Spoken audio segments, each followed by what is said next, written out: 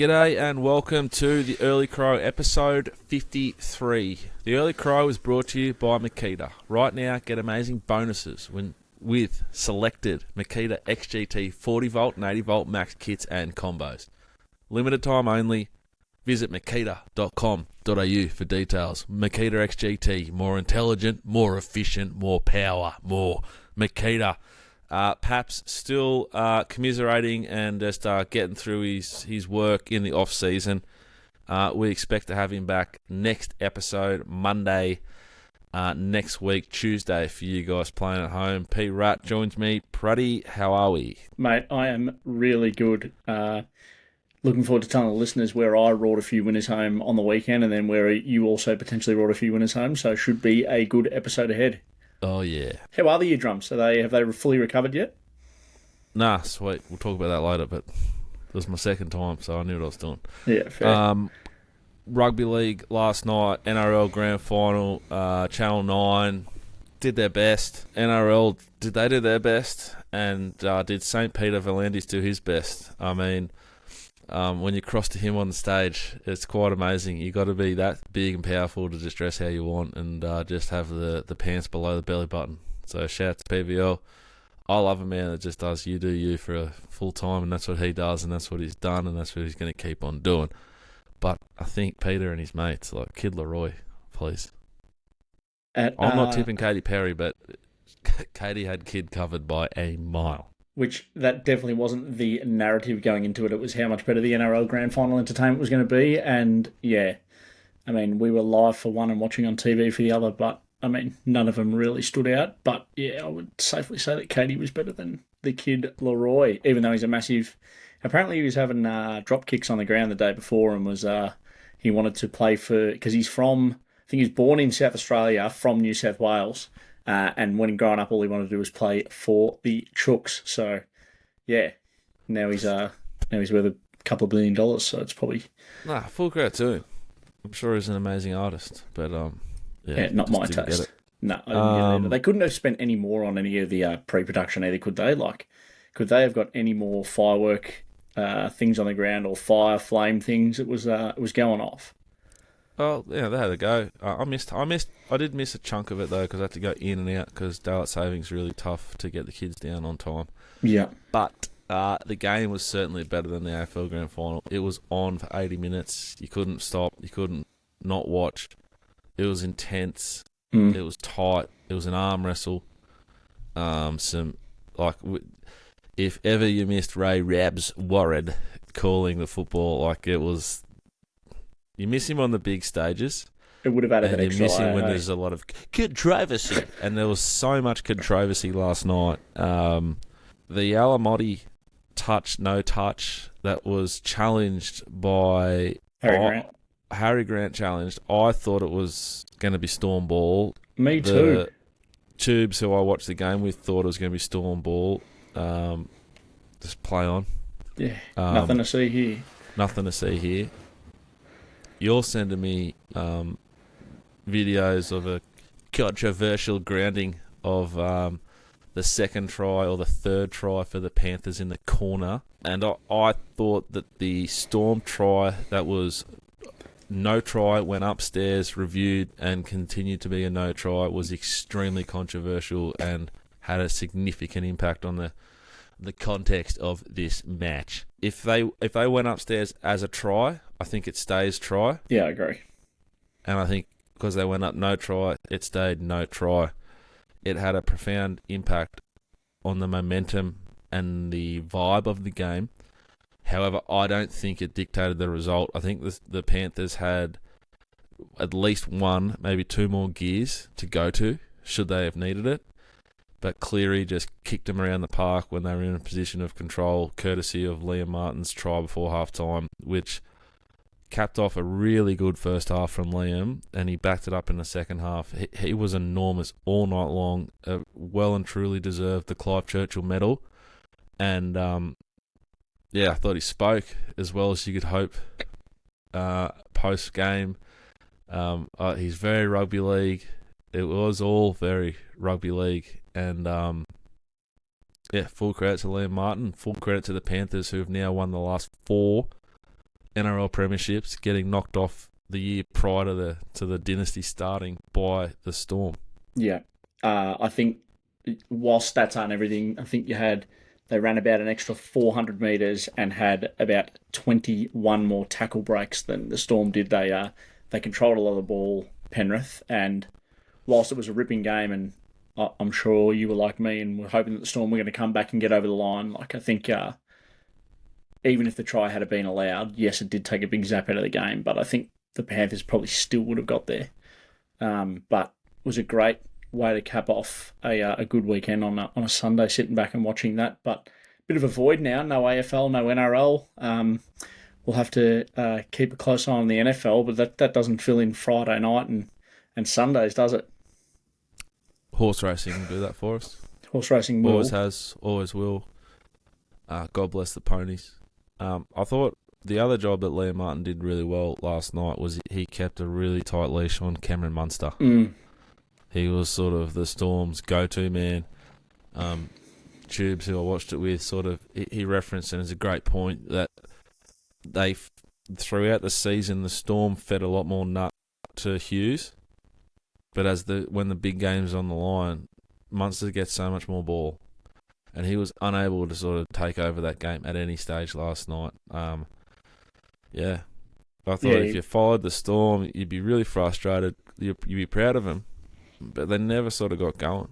No, they didn't. I wonder if when the Storm were making that surge late, it's probably like with only about 15 minutes to go and Munster dropped that ball in the middle of the ground. I wonder if that was because of how much pressure that Martin was putting on him most of the game.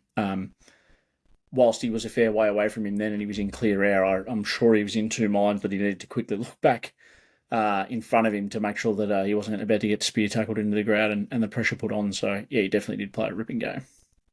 And shout out to Gus Gould and Paul Gallen, who, particularly Gus, just sort of, he forgot he was just a commentator and went full like Jordan Lewis and Luke Hodge on us in the post-game. He called them doctored photos on social media. So within the 20 minutes since it happened, somehow Gus and his crew had analysed and decided on the content on social media and discovered that it was actually doctored photos that showed the ball being grounded there, and that controversial try or no try for the Storm. Fascinating stuff. Very rugby league, a great game, and can't wait for.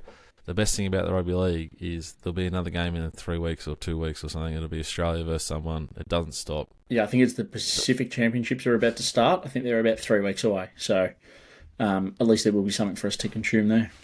Yeah, they really ask a lot of their players, and they well and truly delivered last night. Yep. Anything else? I thought Harry Grant was pretty big for the Storm all night. Pretty big. The bloke made about 65 tackles. Yeah. I did. I think there was 10 minutes to go, and I think they said he made 53 tackles. I was like, holy shit! You'd be in pieces after the game. But yeah, he was enormous for the Storm. But yeah, boys couldn't quite get it done. He spoke well, Harry. I didn't hear much of the post match. I was trying to get the kid through the game because he was being a bit of a shit last night, but yeah, got to watch most of it, which was the best part. The golf, Terrell Hatton got the job done. Yeah. He shot 61, I think, on Broke a course Saturday. Record. Unbelievable from Terrell. Great ping man, and a man who can throw a tantrum like no other on a golf course. Full credit to him. That's about it for sport, really, other than now we turn our attention to what we love, and that's Eyes on Ponies, brought to you by CTW Excavations. They shall go where the big boys won't.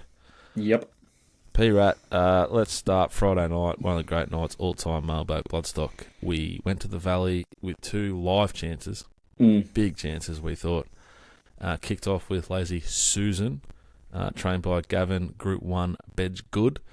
Given an absolute peach by Celine Gaudreau. Celine the Machine settled in the 1-1, peeled, let down, won well. We backed it, we own it.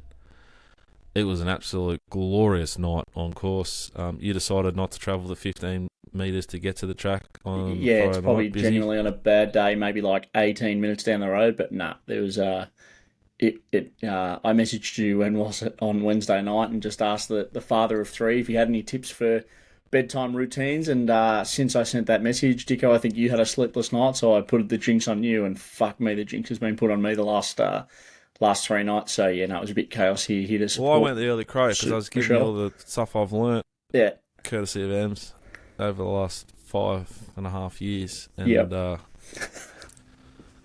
was almost as soon as I sent that text, Teddy said, hey, fuck you, buddy. Yeah. I think the same thing happened here as soon as I was just relaying some of the information you told me to Michelle, and I reckon from that moment on, Archie was like, oh, yep, it's time to fucking party then, son. And we've been on the last 3 or 4 nights. Thankfully, last night was a little bit better.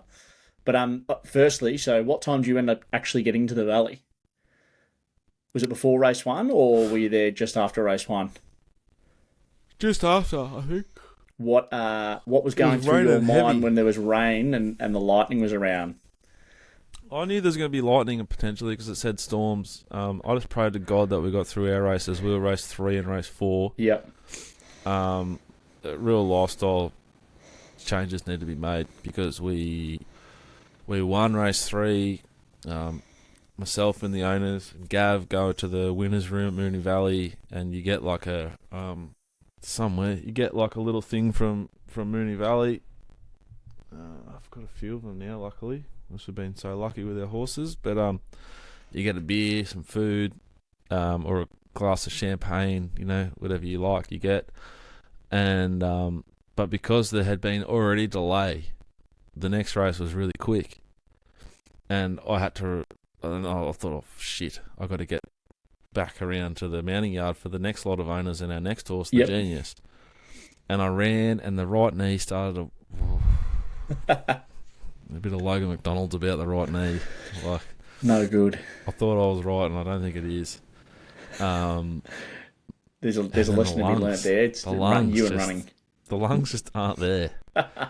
By the time I got there, which only just got there, I ran to Jack Turnbull, who's the national assistant trainer for Kieran Maher. Yep.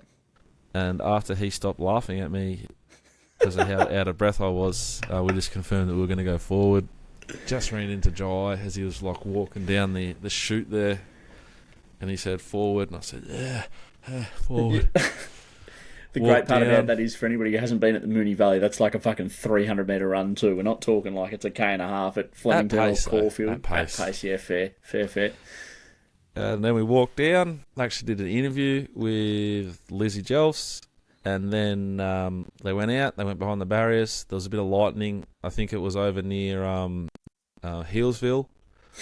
But they decided, just a little in-joke for Victorians there, it's about 65 kilometres from Moonee Valley. But everyone saw it. Horses back to the stables, sat around for an hour and a half. Then they called the races off. So we had the second horse of our double about to go in the back of the barriers, and they pulled the pin on the meeting eventually, which is frustrating because he was a 450 chance in a 5 or 7 horse race. And now it's going to be, it's hard to find that race again, on Wednesday or this weekend. So a setback for the Genius owners, but it is what it is. Rather interesting with that weather around too, that there was a fair bit near Flemington. It was maybe a little bit closer, but somehow they managed to run through Flemington without any delays. They had one little delay. Yeah, there was lightning. Yep, there was lightning at my joint. I'm not that far. But it's not. If it's not dark, you don't see it as far, well. Yeah, fair. Oh, well, it was a good result, Lazy Susan, mate. I think, as you said, Celine gave it an absolute peach. When she looked to her left early in the race at about the 150-metre mark, I was like, oh, don't tell me she's looking behind her. She's like, she just wanted to make sure that she had her indicator on and could just sit in the 1-1. It was such a good ride. It was perfect. Yeah, it was an absolute... Gav and I said, hey, let's just be nice and positive, happy to lead.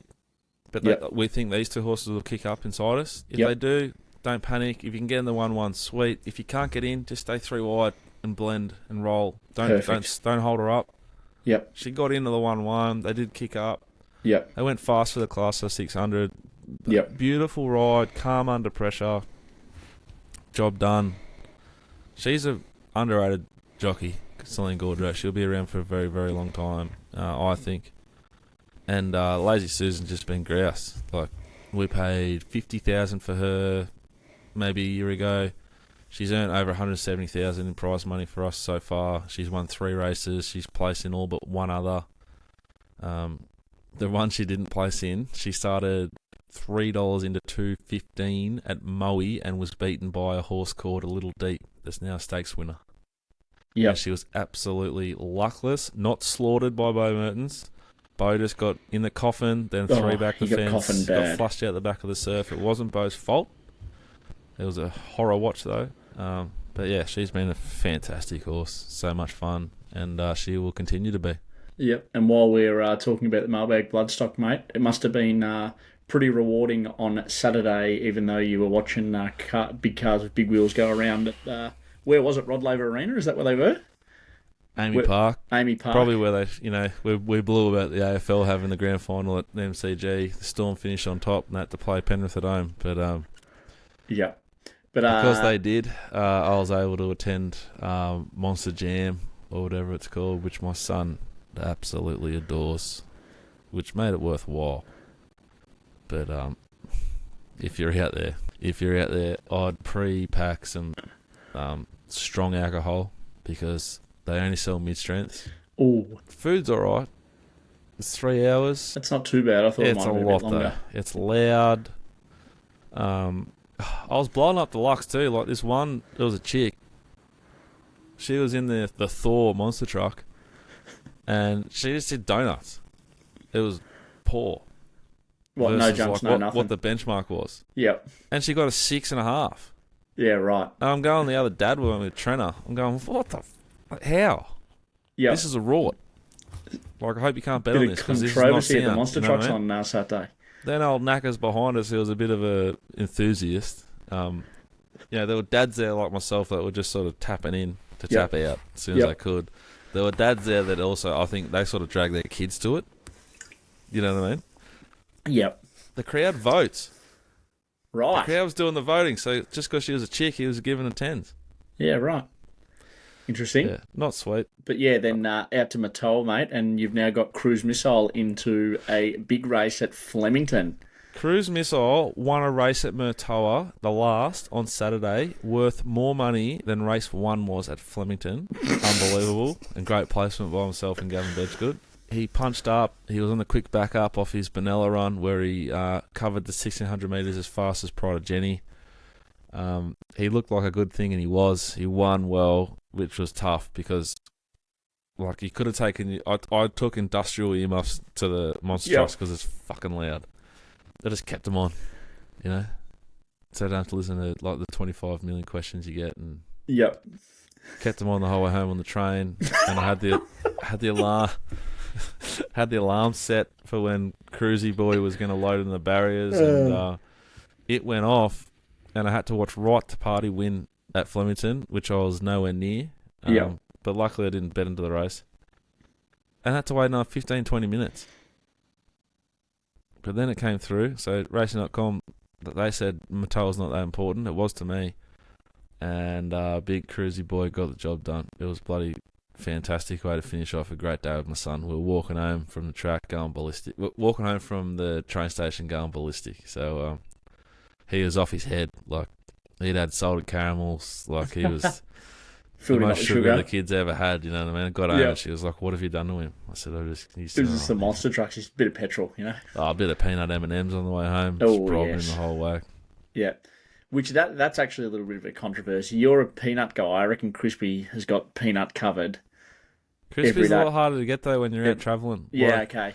You're not going to get Crispies at the train station vending machine. Fair. You're going to get the peanuts. So you're better off liking the peanuts and being really happy when you see the peanuts. Yeah, fair. So what race does that now qualify Cruz Missile for? Is it it's a $500,000 race? Here you go. And this is not an ad, but it is an ad. Cruz Missile is now exempt. Will be running in a $500,000 race on Oaks Day. A benchmark low, 80 maybe, for his level of horse. Yep. It's a joke. It's a lot of money. Plus it's on Oaks Day. Ladies' Day. Thursday of the Flemington Carnival. And here's the sell, P-Rat. You buy the 2-year-old fillies pack at Mailbag Bloodstock, Jono, Jono, at themailbag.com.au. That's 1.25% in 4 2-year-olds, all in work, all hopefully going to the races this prep.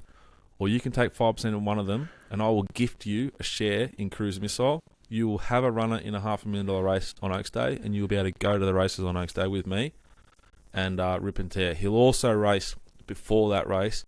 Yep. And if he runs how he's been running the last 2 runs, he's going to be very competitive in both the races. So he's a relatively young horse. There's plenty of racing ahead of him. You're in. If you buy in, you're in. It's your share for the rest of his life. That offer is for this week only. Jono, Jono, at themailbag.com. Love it, mate. Love it. What an opportunity that is to get involved with the Mailbag Bloodstock. It's a good one. Like it's a $500,000 race. It's unbelievable. Yeah, that's crazy. No, that's an extremely generous offer. Shall we dive into what was an elite Saturday's worth of racing? So you've watched majority of it at the monster trucks and on the train. Now, rumour has it as well that there was a noise complaint on one of the carriages on the train. Is that true or false? I paid Darcy to go and apologise to a few people with peanut. just bribed him with peanut M&Ms. Yeah, love it, mate. Love it. And then I've roared one in one that got done on the line. Had a bit on Marzu. Thanks to your man Scuzz in the mounting yard at Sydney. And I was in Tarjay at the local shopping centre at Airport West, and I've let out one of the biggest expletives you've ever heard in your entire life. Was the missus there? There was somebody that I knew that was at the front door, and he knows me quite well, and he said to me, he said, "Was that you?" And I said, "Yeah, I was in the back corner of the store pushing the kid around. He was asleep." He goes, "I'm sure I just heard you yell from the front of the store. It was about 150 metres away." Absolutely couldn't believe it. Be careful doing that. Your missus won't be happy with that. Yeah, sort of stuff. well, these things happen, you know. But anyway, mate, Flemington, shall we touch on a few races? We put out a poll on Twitter last night when my brain got going, so it was about 10:30, which was always good for everybody out there.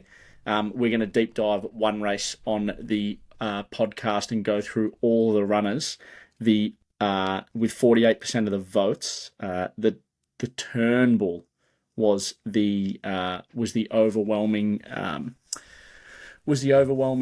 winner. So we'll go through each of the runners. Doesn't have to be too much of a comment. Firstly, from how you saw the race map, how did you think horses landed, and what were your takeaways from the Turnbull? I think all day long, but particularly the back half of the day at Flemington, there was a good advantage to be rails in run. Yep. So that just adds merit to the runs of Via Sestina and Buckaroo in this race. They were both wide, worse in midfield, particularly Via Sestina. She had to make a long, sustained run. So I've got her going to a new peak in Australia here, significantly. I think the run's full of merit. It's sort of touch and feel how much more juice you want to give the performance, but I think it's really, really big number. Brave, classic Uncle Chris Waller. Forgive the good horses one failure, because they'll bounce back and they'll jam you right in the Danusta if you go against them. This horse started favourite versus Pride of Jenny and Mr. Brightside, who then went and backed that up with a big number and a big run in the Fian Stakes at Moonee Valley. It's the best form in Australia, and she started favourite against them, and yeah, that was pretty telling in the end here. She's a really, really good horse. She was headed by Buckaroo, who had a cold. Yeah, Buckaroo, I've got going 1.1 lengths inferior. Now you might go, well, like there's 0.2 of a length in it. Like I'll weigh up other things that go into my own rating.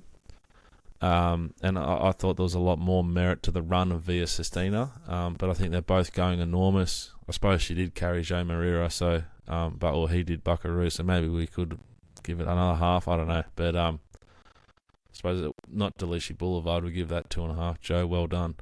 But yeah, Buckaroo's backed up a good run with a better run, and he's bang on track. I think he goes to the Caulfield Cup. I think Via Sestina was aimed at the Cox Plate. She's got to probably be the best of the locals, but it's touch and go, because she's got to draw a barrier, whereas Pride of Jenny, if it goes to the Cox Plate, doesn't need to draw a barrier. Brightside needs a barrier, and if he gets a barrier, well, he can settle nice and handy. How handy can she settle? Well, yeah, time will tell. Elias, I thought, was enormous on speed, ticking over beautifully. Probably almost didn't want to win to get a penalty for a Caulfield Cup, which I think is where this horse is headed. It'd be up the pointy end of the Caulfield Cup market, I'd think, and it did nothing to sort of hamper its reputation here. Young Verda's flying. A tissue was very, very good for whatever Uncle Chris wants it to win. It's going super.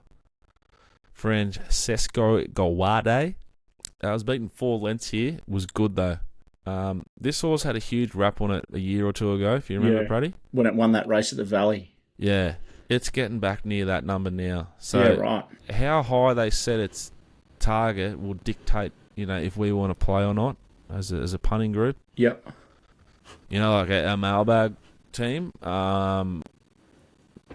Price pending, you could back it in any race, if you get a big enough price. But if they lower the sights, I'd love to be on it at a shorter price. I don't know where they'd go, but there's options galore for these sort of horses. Maybe Moonee Valley Gold Cup on the Friday night before the Cox Plate.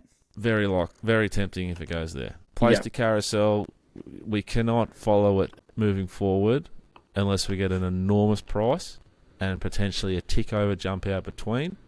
It's now failed to live up to its expectation from the market 2 times in a row. Yep. And the jury's out.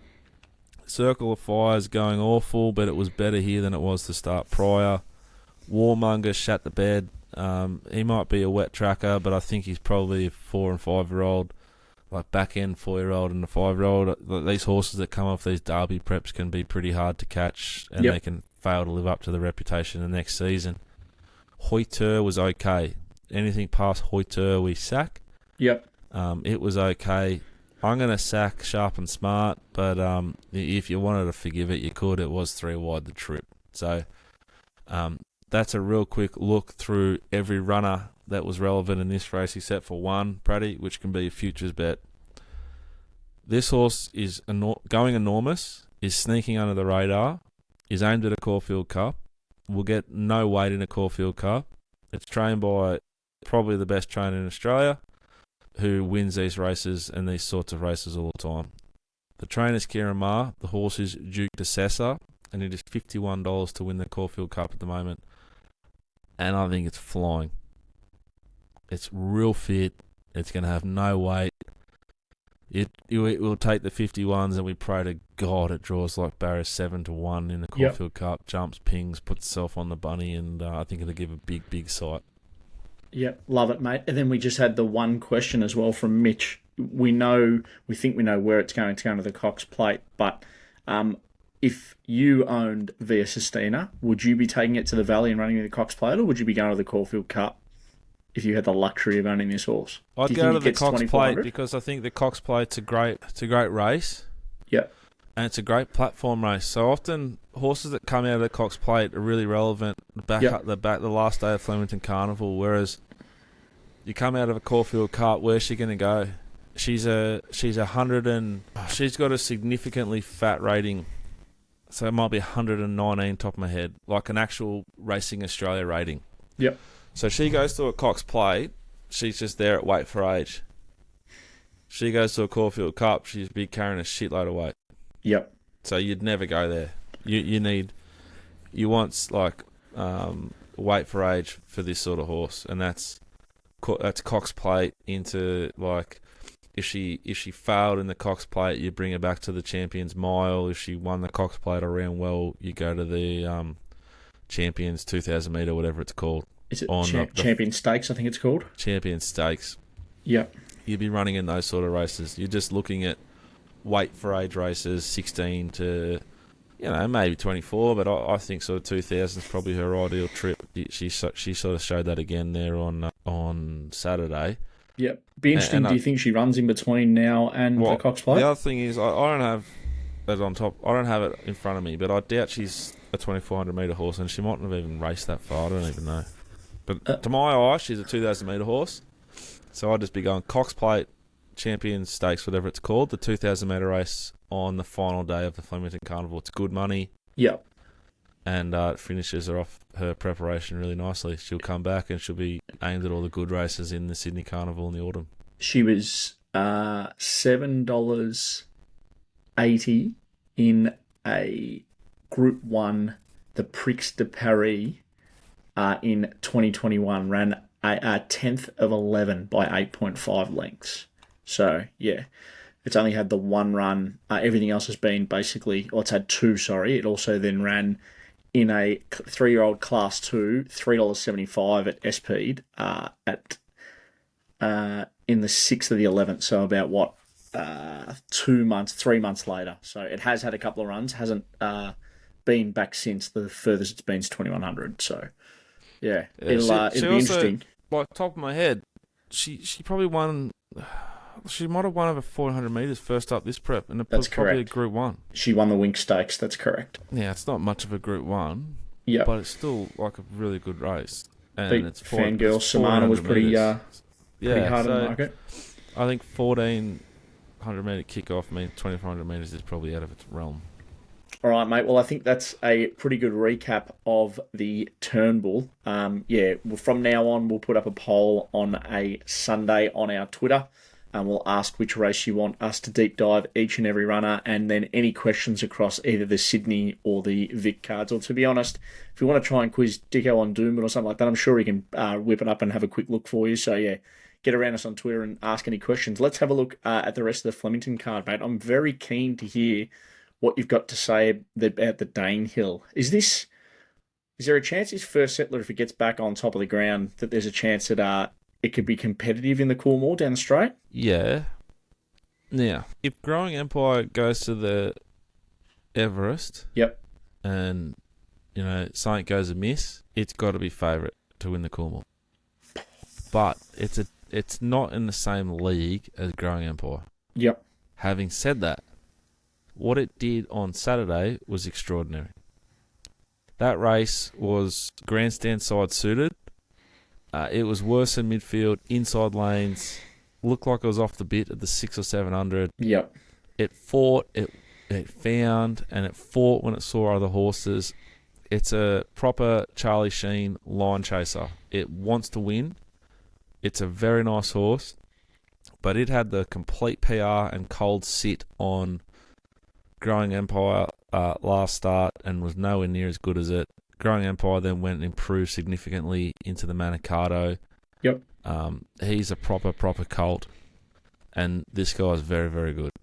But there's a significant difference in my opinion, and I'm sure that I don't know what the market is. We're on at $26, so we don't care. But there'd be a significant difference in their prices, and that would be fair. Yeah. So if you're on at the $26, I don't know what price. Let's look it up right now. It's $250 currently, Growing Empire, and first settler's $11.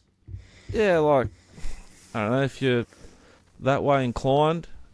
Maybe a save a little bit. I don't know. I'm not gonna yet. Look, the ticks for this horse is he loves the straight. Yep. He's performed well on it twice now. The last two starts.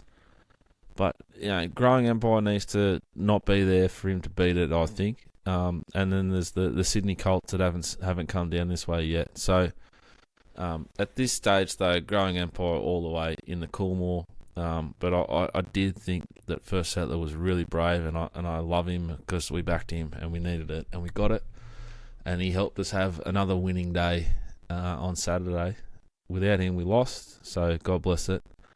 I thought that the race was interesting in that the other horses made good ground as well, but that the overall time's not that juicy. So, I don't know. Reserve Bank is a nice horse. He's not as good as First Settler, but he's a nice horse. Yeah. There's not a lot between them.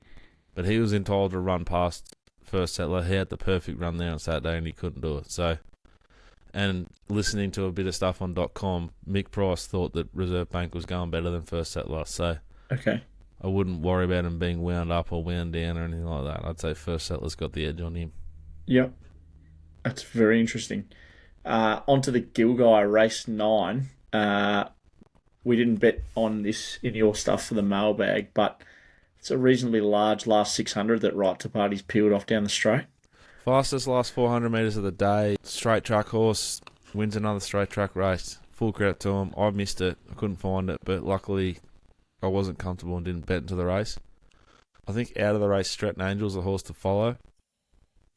She can go back to mare's grade. She can win anything she wants. She's flying. She's getting better as she gets older.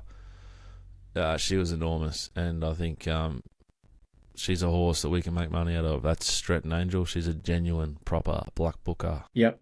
Love it. And then on to the last, mate, Revolutionary Miss. God bless. Yeah. Yes. Thankfully, the one and only that got up for us on the Eyes on Pony slide for the weekend. What do you make of Skybird? I find that runner fascinating. Will be completely overbet next start. Yeah. There's no knock where it wasn't run. I don't think it wasn't suited. It had a complete cart into the race from Miss Aria, who was a better run than Skybird. Miss Aria's flying. That race is full of forgive runs, though. 3 of them that stood out to me. Molly Knickers, completely flushed. Got Carleen big time. Never got going.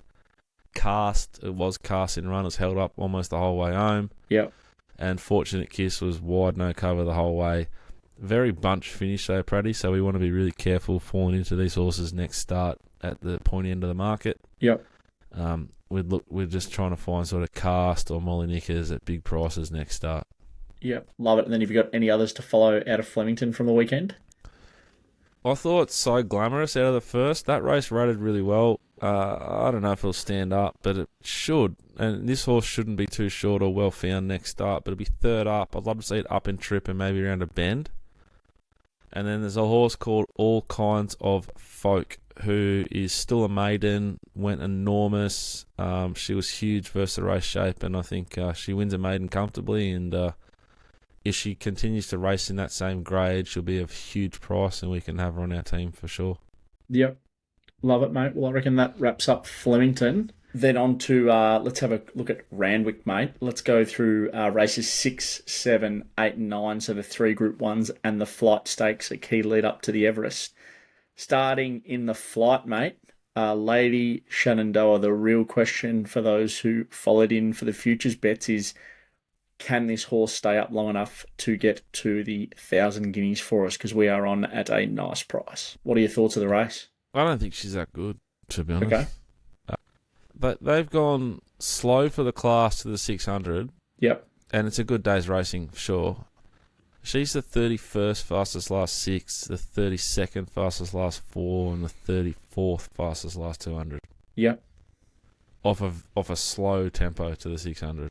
I think that helps us get her running in the 1,000 guineas. Because if they do their homework and there's someone in that stable with a brain for form, I think they identify that, hey, we've just pinched a Group 1. Yep. Let's freshen her up and bring her back.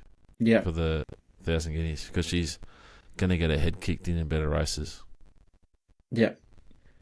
Or you've won a Group 1, so who cares? Let's have a crack. I don't know. Yeah, it'll be interesting to see what Seawaller does. Amazing that Autumn Glow gets scratched at the race at $1.50, and then he has one come out, win by 3.2 lengths anyway. It's too good, Uncle Chris. He's just all over it, isn't he? Now, this race, mate, very, very interesting tactics on. Think about it. I'm not sure if you watched. Jumped with them, was snagged back to last. I heard him on radio today. Joe Price said the instructions were go and grab some cover.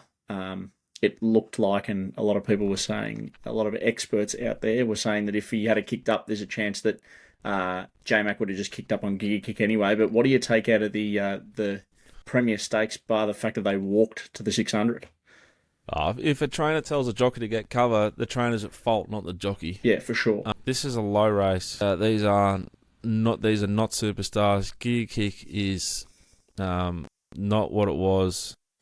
But having said that, this is a nice setup for Giga Kick. This is a Barrett trial, and he's done an okay job. He's the 4th fastest last 100 metres of the entire day.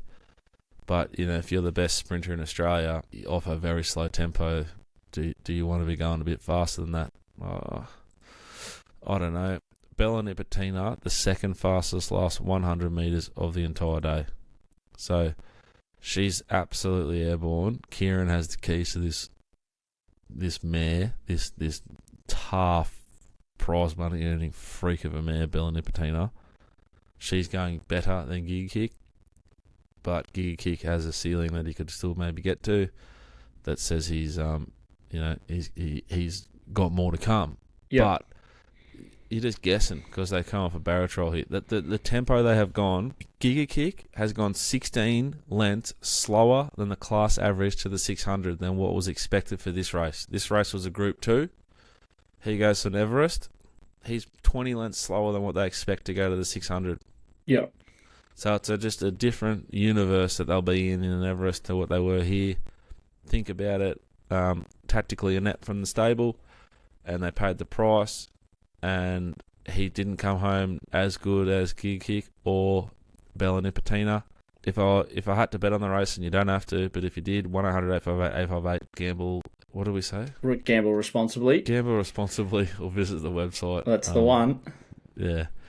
If you had to bet into the race, which you don't, Bella Nipotina is the safest bet of all time versus these horses. You know what you're going to get. There's a 9.5 length difference in the speed that they went to the 600 in last year's Everest compared to this race on the weekend. Yeah, and last year's Everest was slow. Yeah. So, very interesting, mate. On to the Metrop Race 8. This horse is special, I think. Land Legend. Big number. Big number. Even for the class of the 600. Zardozi's gone really well. Cheeky little protest. Didn't know which way I was going to go. You could tell by the way they finished this race off that it was honestly run and you're going to get a good number out of it. The Italian Berkeley Square for El Bowles, the Cotton King, my man. It's shat the bed, Q Tempesta. It's dust.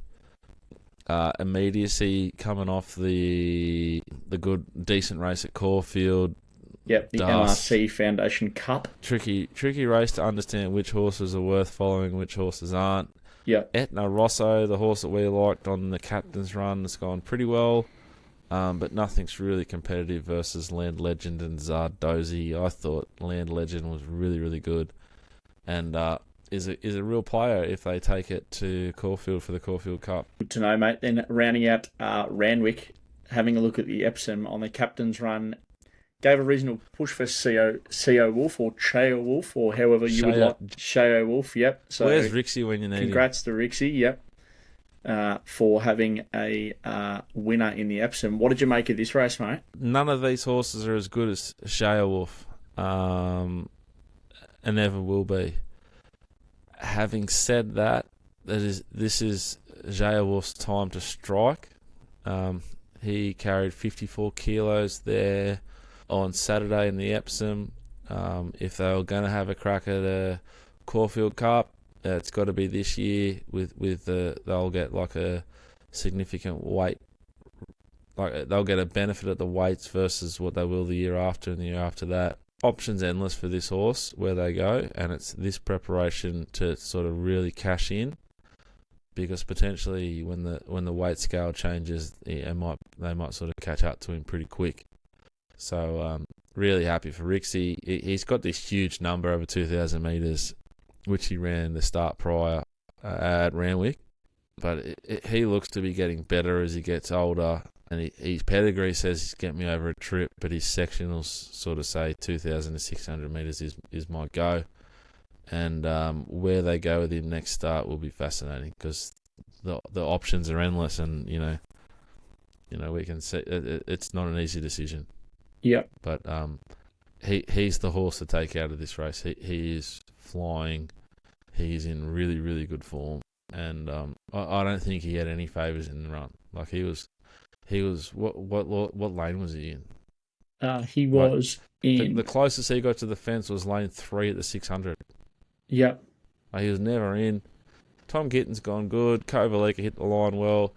Firestorm was the second best last 100 of the day of this race, but he's well into a prep for Uncle Chris. It's all about J Wolf, which you say with a J or a Shay, even though it starts with a C. So I think that might wrap us up from Randwick, mate. Unless you've got anything else for us to chat upon, that might be the end of episode 53.